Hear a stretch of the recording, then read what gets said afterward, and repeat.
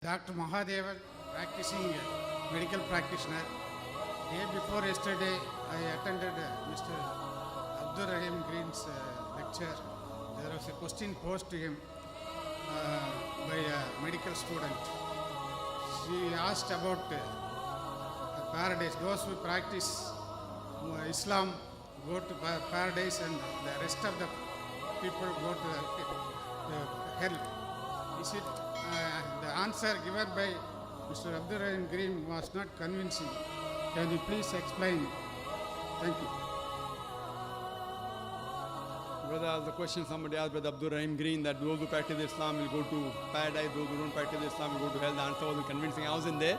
I'm sure Brother Abdul Rahim Green may have given a very convincing reply. Maybe you didn't understand certain of his points. I know him, he's a very good speaker, mashallah. But regarding the reply that will Muslims go to Jannah and non-Muslims go to hell, brother, the requirement go to Jannah is given in Surah Al-Asr, chapter number 103, verse number 1 to 3. It says, وَالْأَصْرِ إِنَّ الْإِنسَانَ لَفِي خُسْرٍ إِلَّا الَّذِينَ آمَنُوا وَعَمِلُوا الصَّالِحَاتِ وَتَوَاصَوْا بِالْحَقِّ وَتَوَاصَوْا بِالصَّبْرِ. By the token of time, man is very in a state of loss, except those who have faith, those who have righteous deed, those who exhort people to truth, that is to Dawah, and those who exhort people to patience and perseverance. The requirement for any human being to go to Jannah is 4 things. Iman, faith, what I discussed, pillars of Iman, righteous deed, exhorting people to truth, and exhorting people to patience and perseverance. If any one of these 4 is missing, under normal circumstances, you shall not go to Jannah.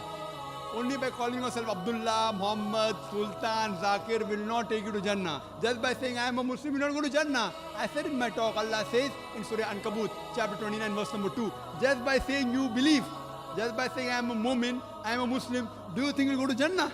Allah will surely test you. So just by saying I am a Muslim, you will not go to Jannah. A person who practices Islam, Islam comes from the root word salam, which means peace.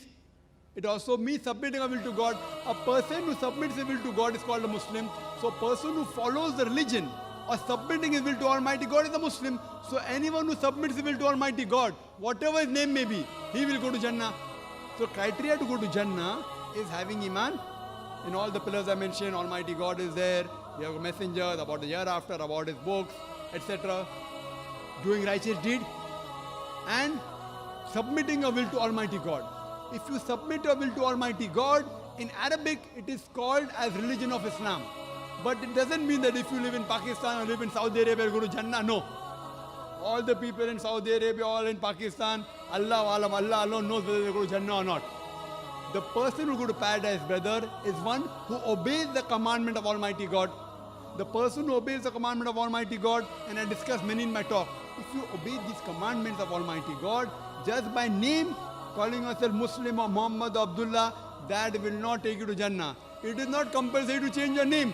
The name, Green, is not a Muslim name. So that doesn't mean you won't go to Jannah. We prayed to him that may the brother, inshallah, go, he has reverted. He was a Christian.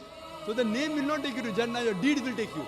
Believing, your deeds, exhorting people to truth, and exhorting people to patience and perseverance. If your deeds are right, if your Iman is right, and you exhort people to truth and patience and perseverance, inshallah, any human being, he shall go to Jannah. Hope that answers the question.